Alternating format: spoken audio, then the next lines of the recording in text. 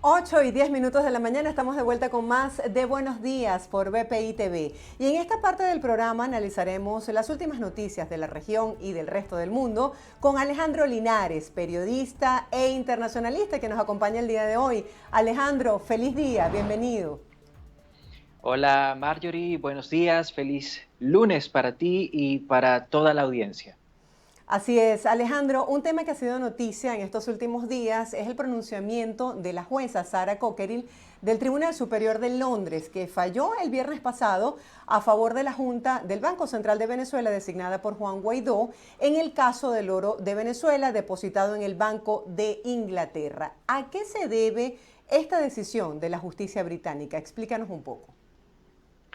Bueno, básicamente lo que ha sucedido en Inglaterra es un claro ejemplo de que en muchas ocasiones lo jurídico sigue a lo político, es decir, lo jurídico viene después de lo político. Desde el año 2019, Inglaterra reconoció a Juan Guaidó como gobernante y reconoció a Juan Guaidó como el líder de la oposición venezolana y el líder además del único y último poder electo por vía democrática. Ese reconocimiento que le otorgó o que le ha otorgado Inglaterra a Juan Guaidó, de alguna manera quedó plasmado, reconocimiento político, quedó plasmado también en lo jurídico, cuando la justicia de Reino Unido decidió actuar en consonancia con lo que se viene haciendo en materia política y decidió fallar a favor de la administración de Juan Guaidó en el tema del oro venezolano. Se trata, Marjorie, de unos $1.000 millones que se encuentran obviamente en lingotes de oro, pero que se encuentran reservados en las bóvedas del Banco de Inglaterra. Estos $1.000 millones eran reclamados por el Banco Central de Venezuela, proclive a Nicolás Maduro, designado por Nicolás Maduro, y ante ese reclamo, la juez que tú mencionaste, la magistrada británica, decidió finalmente decir que el oro va a quedar en resguardo del Banco de Inglaterra. Los únicos que pueden tener acceso a ese oro son los emisarios, las autoridades designadas por Juan Guaidó, a quien Reino Unido, insisto, continúa reconociendo como legítimo gobernante de Venezuela, como legítimo líder representante de la oposición venezolana y como legítimo líder y representante del único y último poder electo por vía democrática. A ver, si empezamos a desmenuzar la noticia, ¿cuáles serían los puntos más importantes de este dictamen de la justicia británica, en este caso del oro venezolano, y qué podría pasar de aquí en adelante? Porque ya la administración de Nicolás Maduro dijo que iba a apelar esta decisión. Claro. Bueno, todo este tema con el oro venezolano en Reino Unido, Marjorie, comienza a partir de 2018. ¿Por qué a partir de 2018? Porque ese año se realizaron unas elecciones que no fueron reconocidas por la comunidad internacional, pero se trató de unos comicios que le sirvieron a Nicolás Maduro para autoproclamarse presidente de Venezuela. A partir de allí, un poco después, unos meses después, en el año 2019, Juan Guaidó se juramenta como presidente interino y unas 50 naciones, entre ellas Estados Unidos, entre ellas Reino Unido, reconocen a Juan Guaidó como legítimo gobernante de Venezuela. Una vez que Juan Guaidó recibió ese reconocimiento, Juan Guaidó y su administración empezó todo un trabajo, toda una labor para proteger los activos que tiene Venezuela en el exterior. Entre esos activos se encuentran estos $1.000 millones en oro que, insisto, se encuentran en las bóvedas del Banco de Inglaterra. Juan Guaidó le pidió a Inglaterra proteger ese oro, es decir, no permitir que la administración de Maduro tuviese acceso a ese oro, y esto generó un contencioso, esto generó un enfrentamiento legal entre la administración de Maduro y la administración de Guaidó. Este contencioso, por supuesto, se dirimió en los tribunales ingleses, y el último capítulo de ese contencioso fue precisamente el fallo que se dio la semana pasada, en el cual la justicia británica dice: nuestro gobierno reconoce a Juan Guaidó como legítimo gobernante. Por lo tanto, nosotros, la justicia británica, le otorgamos el poder sobre ese oro, sobre esas reservas internacionales, a Juan Guaidó y a las autoridades designadas por Juan Guaidó. ¿Esto qué quiere decir? Que Nicolás Maduro, la administración de Nicolás Maduro, las autoridades designadas por Nicolás Maduro no van a tener acceso, no van a poder tocar esos $1.000 millones en lingotes de oro que se encuentran reservados en el Banco de Inglaterra.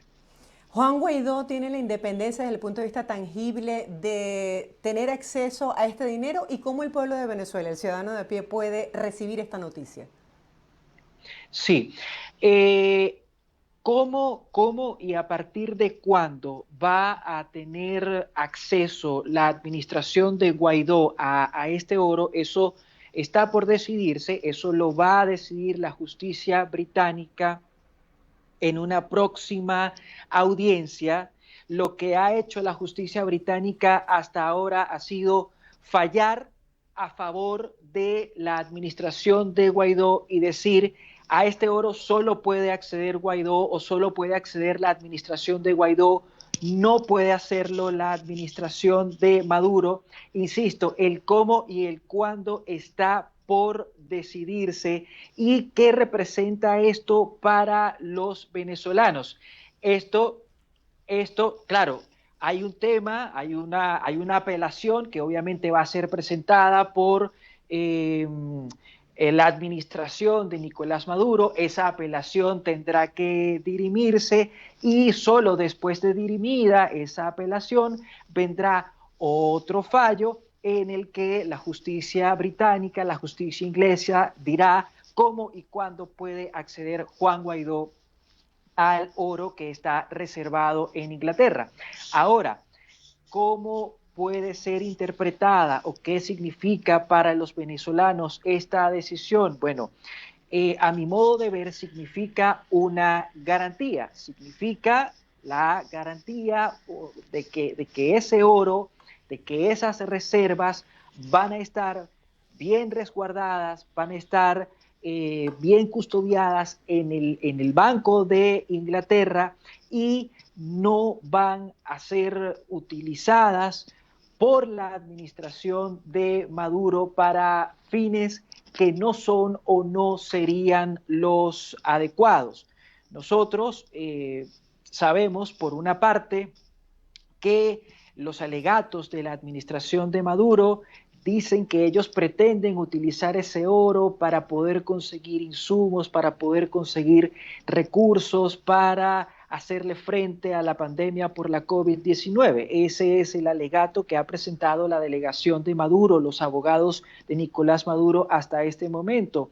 Sin embargo, no es un secreto que muchas veces el oro venezolano, sobre todo el oro venezolano que se encuentra acá en Caracas, en el Banco Central de Venezuela, ha sido utilizado por la administración de Maduro para pagarle a países como Turquía, a países como Irán, por los favores que le han brindado o que le han hecho a la administración de Maduro en materia logística, en términos de ayuda económica, porque muchos de estos países le han otorgado, le han dado dinero a Venezuela para que Venezuela pueda sortear o más bien la administración de Maduro pueda sortear las sanciones que han sido impuestas por Estados Unidos y así poder tener liquidez. Entonces, lo que se garantiza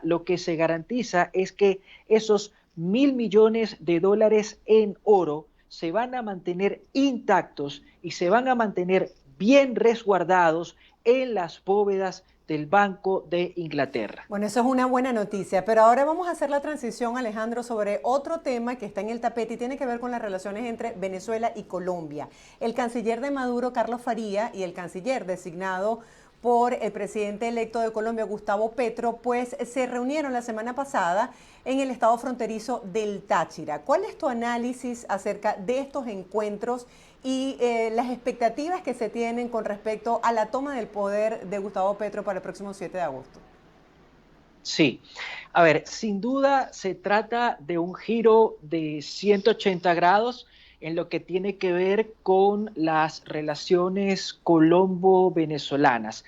Las relaciones entre Colombia y Venezuela se encuentran congeladas desde el año 2019, año en el que la administración de Iván Duque decidió reconocer a la presidencia o al gobierno de Juan Guaidó, y año en el que Nicolás Maduro decidió romper de lleno no solo las relaciones políticas y diplomáticas, sino también las relaciones comerciales con Colombia. Desde ese momento, repito, año 2019, las relaciones colombo-venezolanas se encuentran congeladas. Lo que se está experimentando a raíz de la victoria de Gustavo Petro el 19 de junio, a raíz de esa llamada, de ese contacto que hubo entre Gustavo Petro y Nicolás Maduro, y a raíz de la reunión que se dio de manera reciente entre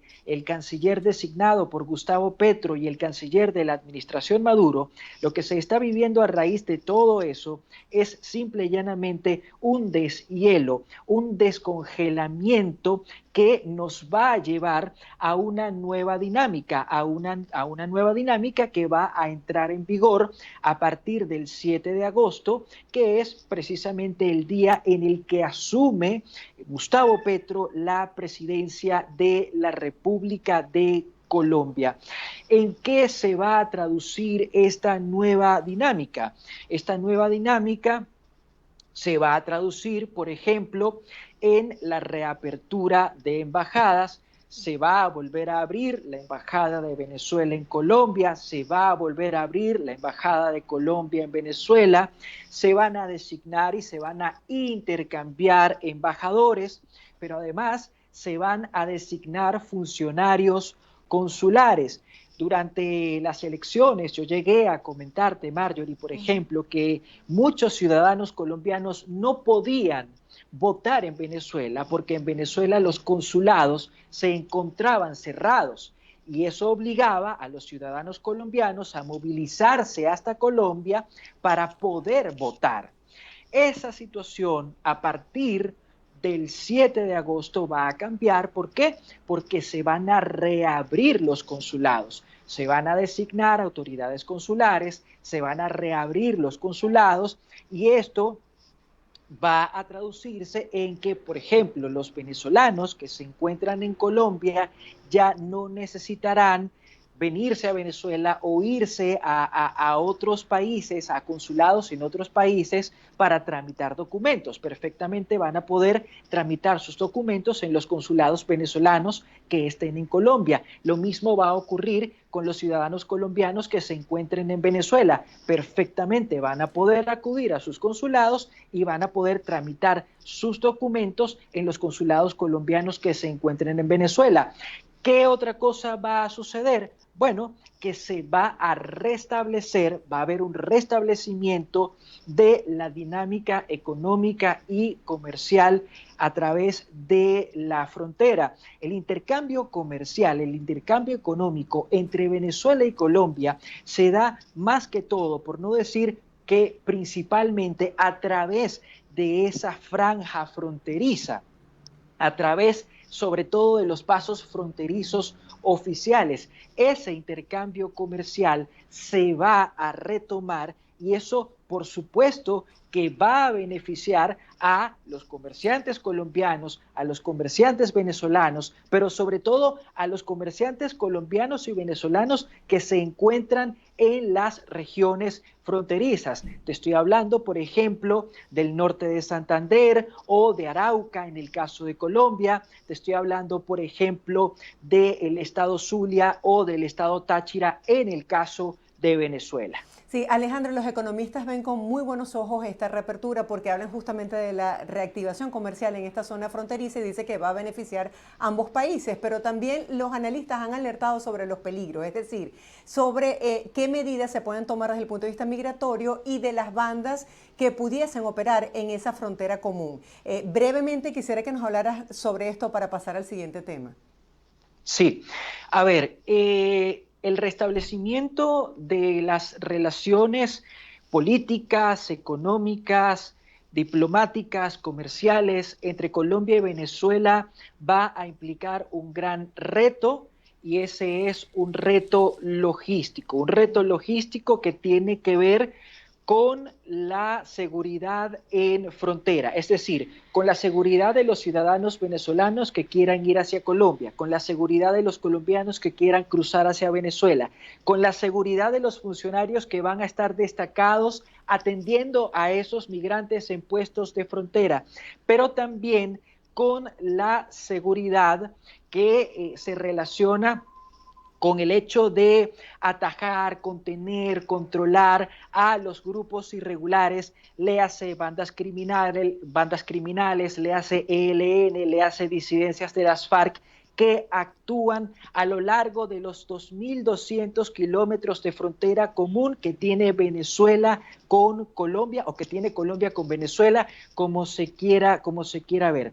Ese último tema, el accionar de los grupos armados, de las bandas criminales, va a ser clave. ¿Cómo se ha de manejar? A través de acciones coordinadas. En parte por eso es que se reúne el canciller de Gustavo Petro o designado por Gustavo Petro con el canciller de la administración de Maduro para tratar de acordar estrategias comunes que permitan no solo retomar las relaciones bilaterales, sino también atender el problema de la seguridad en frontera. Sí, Alejandro, me encantaría que nos brindaras un breve análisis sobre la situación de inestabilidad, de las renuncias en Argentina, de la ministra de Economía, creo que no duró ni un mes, ahora la designación de superministro, la situación económica que se está viviendo en el país. Coméntanos un poco acerca de esto.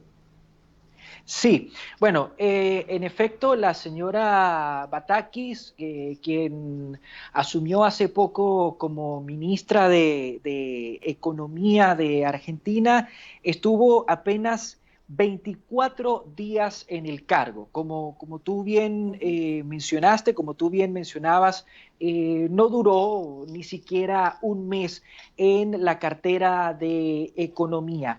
La señora Batakis sale y asume el Ministerio de Economía Sergio Massa, un hombre que inició en la política argentina a los 27 años de edad. Hoy en día Sergio Massa tiene 50 años de edad y durante su tránsito, durante su andar por la política argentina, Sergio Massa ha sido alcalde, Sergio Massa ha pasado por el Congreso, Sergio Massa ha sido candidato presidencial y Sergio Massa es un hombre de centro izquierda que viene del kirchnerismo, un hombre de centro izquierda que conforma ese trípode entre Alberto Fernández, Cristina Fernández de Kirchner y el mismo Sergio Massa. Ese trípode, por cierto, es el que le da sustento, asidero a la coalición de gobierno que le permitió a Alberto Fernández llegar a la presidencia de Argentina. Todo esto lo menciono para resaltar que Sergio Massa no es un novato, no es una persona que está llegando a la política argentina o a la Casa Rosada en paracaídas. De hecho, Sergio Massa llegó a ser en algún momento jefe de gabinete de Cristina Fernández, cuando Cristina Fernández se desempeñó como presidente de Argentina. Es decir, se trata de un hombre avesado en la política argentina. Ahora bien, ¿qué viene a hacer Sergio Massa? Sergio Massa viene, por supuesto, a encargarse de la cartera de economía, de la economía de Argentina, pero se ha dicho o se ha estado bromeando con el hecho de que Sergio Massa va a ser una especie de superministro porque aparte de la cartera de economía, es decir, aparte del Ministerio de Economía, Sergio Massa también va a estar a cargo del Ministerio de Desarrollo Productivo y de Agricultura y va a estar a cargo del Ministerio de Ganadería y Pesca. Es decir, en una sola persona se van a depositar 3 ministerios. El Ministerio de Economía va a arropar, insisto, tanto al Ministerio de Desarrollo Productivo como al Ministerio de Ganadería y Pesca. Esto con la intención de reflotar la alicaída economía argentina que, como hemos hablado en otros contactos, está experimentando un momento de altísima inflación. Gracias, Alejandro, por este brillante análisis. Pusiste en contexto temas que son noticia y hemos logrado este nivel de comprensión. Para muchos, pues necesita el ministro Massa estos superpoderes para poder afrontar la situación actual económica que vive Argentina. Será hasta un próximo encuentro. Feliz inicio de semana. Igual para ustedes, Marjorie, feliz inicio de semana. Siempre será un placer. Amigos, hacemos una breve pausa. Ustedes no se aparten. Ya volvemos con más. Esto es Buenos Días por BPI TV.